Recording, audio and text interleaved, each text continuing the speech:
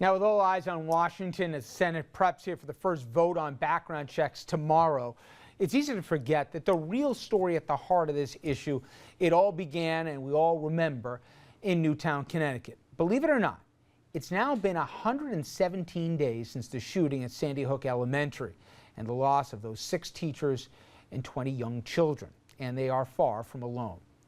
Since their deaths, since December 14th, more than 3,349 other Americans have died, all at the end of a gun. Believe that. In 117 days, that's how many Americans have died because of gun violence. Now, this debate in D.C., it's about them and the loved ones left to grieve for them. Now, this explains the idea behind an event that happened both on Capitol Hill and in the heart of Newtown, Connecticut. Groups seeking gun safety laws, and the way they did it was they read names. They read the names of everyone killed in Newtown and since Newtown to try and remember those who will cast a vote here of the human cost of their votes tomorrow. Nathan DeWitt, age 23, expected to be with his family. Shot and killed, Phoenix, Arizona. Charlotte Bacon. Charlotte deserves a vote. Daniel Barden. Daniel deserves a vote. Rachel Divino. Rachel deserves a vote. Federico Martinez, age 32, shot and killed December 26, 2012 in Chicago, Illinois.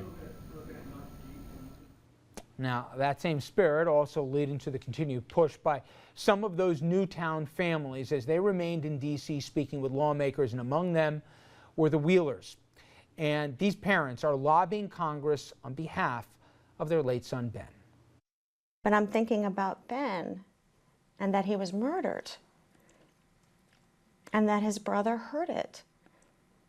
And I have to live with that. And that's what I'm thinking about. And I'm here, again, like I said, I'm here for them. All we ask is that you consider, what we very firmly and very strongly believe is the right and fair thing to do. Now, did you guys get a chance to see 60 Minutes this past weekend? If it didn't break your heart, you don't have one when you heard these parents talking and reliving that day and then reliving, every minute, every second since then to today as to why this is obviously a very personal issue for them and why they think. And I heard that same father say, if you look yourself in the mirror tonight and you think this couldn't happen to your kid, in your school, in your town, then you're kidding yourself. And I, like many people, maybe I didn't get up and look in the mirror, but I said, you know what? My gosh, he's right. And I think that's the national scar of Newtown, that it can happen anywhere to anyone at any time.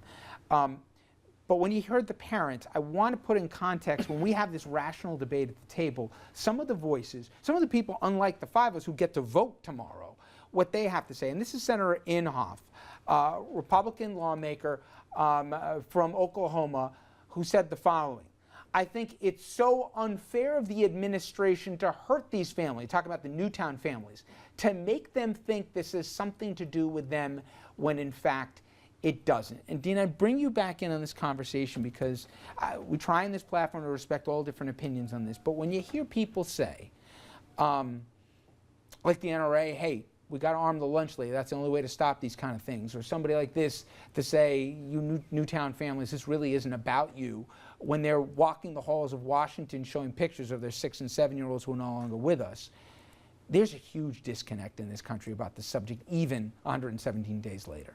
Well, it's absolutely about them, because guess what? If Adam Lanza didn't get the gun from his mother, he could have gotten the gun through a private sale. So we have a system in this country where 40% of the guns that are sold, that's millions of guns, are sold through private sales. No documentation, no questions asked, no paper. Where are those guns? Who has them? Nobody knows.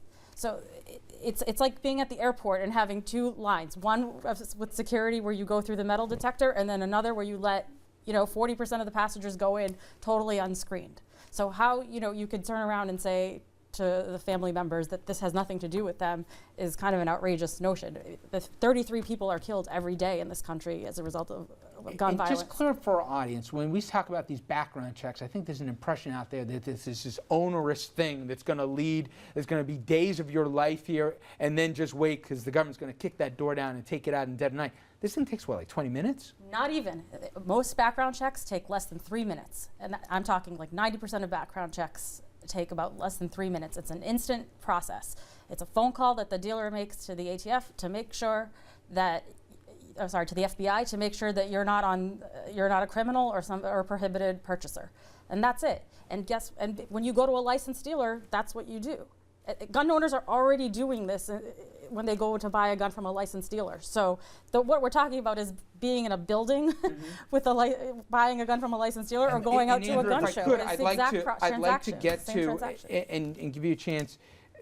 This is just 3 examples you found earlier today of where a background check would help, because instead of talking about hypotheticals, let's do this. Ralph, if you can bring up these guys and let's talk about each one individual. Go ahead. The problem with the background checks isn't that they get the check, it's the information that's updated. So the sheriff that was shot in West Virginia, I think it was last week, the guy on the right, the killer, mentally unstable, had been institutionalized, but West Virginia doesn't update the NICS program, so that information didn't get through to stop him from doing it. Also, a lot of domestic disputes. 2 examples.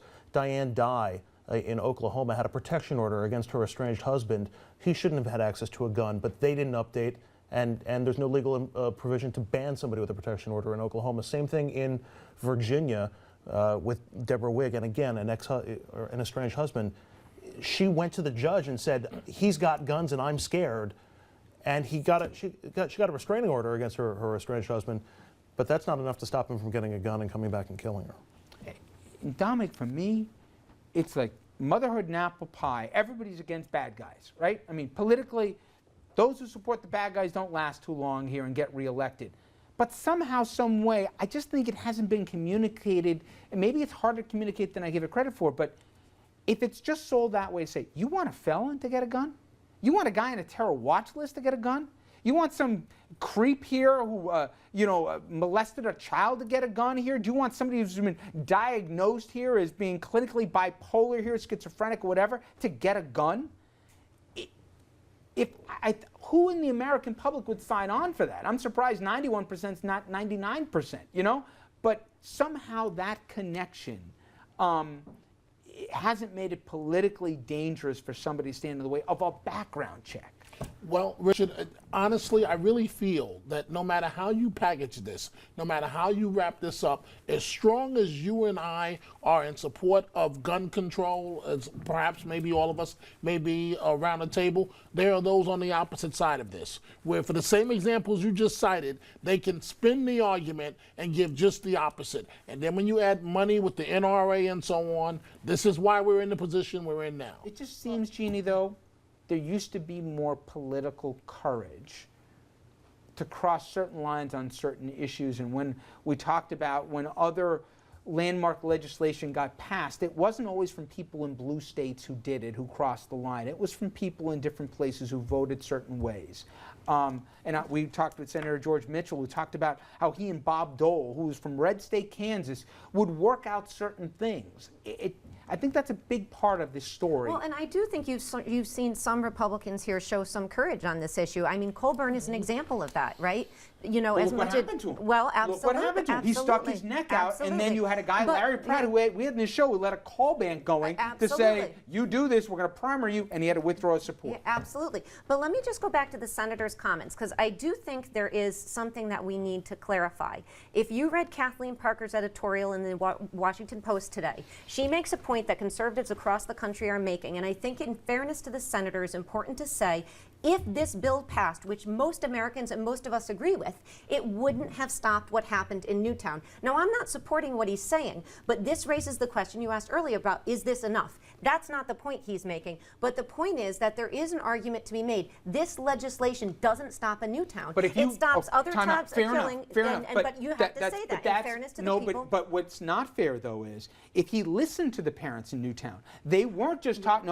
They weren't just talking about what happened in the classroom classroom in Sandy Hook Elementary.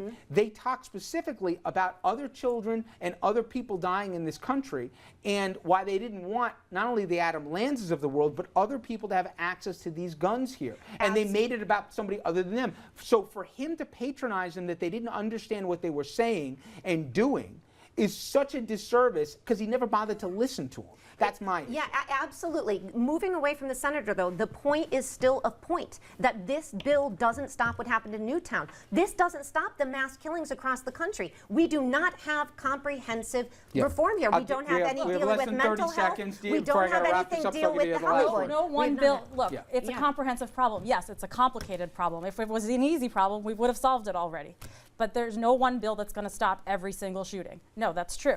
But in this case, free access to weapons by anyone who has a criminal record is absurd. It's an absurd thing that we have in this country. Like those three folks we just saw prove empirically.